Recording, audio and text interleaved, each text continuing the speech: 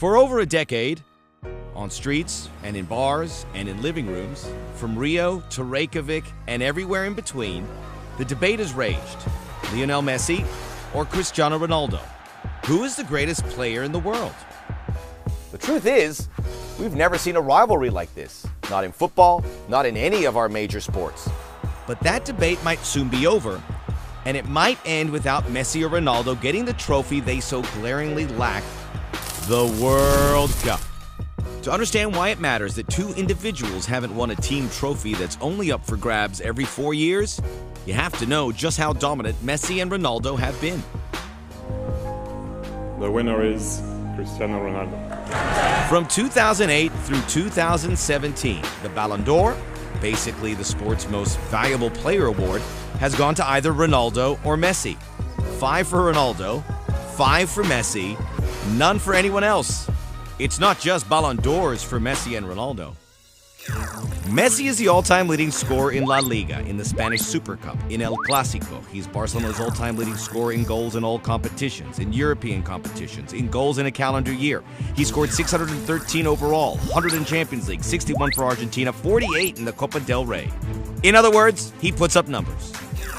So does Ronaldo, who is the all-time leader in Champions League goals and Real Madrid's all-time leader in La Liga goals. He scored 84 in the Premier League, 81 for Portugal, 653 goals overall. But it's not just about individual success for these two. Messi's teams have won 32 club trophies. Ronaldo's teams have won 27 club trophies. All of this makes the lack of a World Cup that much more striking. Sure, football is a team sport. It requires coaching, form, depth, and a healthy dose of timing and serendipity. But Messi and Ronaldo aren't from historically struggling football nations. So why haven't the two been able to lift soccer's most coveted prize? Let's start with Ronaldo. It was 2006 in Germany, and a 21-year-old Ronaldo helped Portugal to an unbeaten record in Group D. After a red card-filled 1-0 win over the Netherlands in the round of 16, Ronaldo had one of his finest World Cup moments, slotting home the winning penalty in a scoreless quarterfinal versus David Beckham's England. But Ronaldo and Portugal would go no further. The squad ran into Zinedine Zidane, Thierry Henry, and France, who won 1-0 and reached what became an infamous final versus Italy. Sadly for Ronaldo, that has been the peak of his World Cup career. In South Africa in 2010, Portugal managed just one victory, 7-0 versus North Korea, as they finished second behind Brazil in Group G. Despite taking a 19-match unbeaten run into the knockout stage and a perfect defensive record in the World Cup, Portugal ran into their Iberian Peninsula rivals, Spain, and their golden generation. David Villa scored, Spain advanced, and won the whole thing, while Portugal went back home. Again. 2014 was even more disappointing. Portugal were stuck with another powerhouse in the group stage, this time eventual champion Germany, and they lost 4-0 in the opening match versus Die Mannschaft. Then it got worse. Facing the United States in the second match, Portugal had to settle for a last-gasp 2-2 draw to keep their dreams of reaching the knockout stage alive for one more game. Then, despite Ronaldo's 80th minute winner versus Ghana in the final match, Portugal couldn't overturn USA's goal difference advantage. 8 years after being reasonably close to the final, Portugal didn't even reach the knockouts. Lionel Messi, meanwhile, has gone in a different direction. In 2006, as a relatively unknown teenager, he emerged off the Argentine bench and gave a proper introduction to the footballing world, scoring a goal in their second group stage game against Serbia and Montenegro. Messi came on again late in Argentina's 2-1 extra-time win over Mexico in the round of 16, but stayed on the bench as the Albiceleste were eliminated by Germany via penalties in the quarterfinals. In 2010, Messi was a known quantity, and it was perhaps his most disappointing World Cup. Coached by the iconic Diego Maradona, Messi struggled to make a major impression in the build-up. Even so, the squad was perfect in Group B, and hopes were high Messi would seize the moment in the knockout stage. He did it.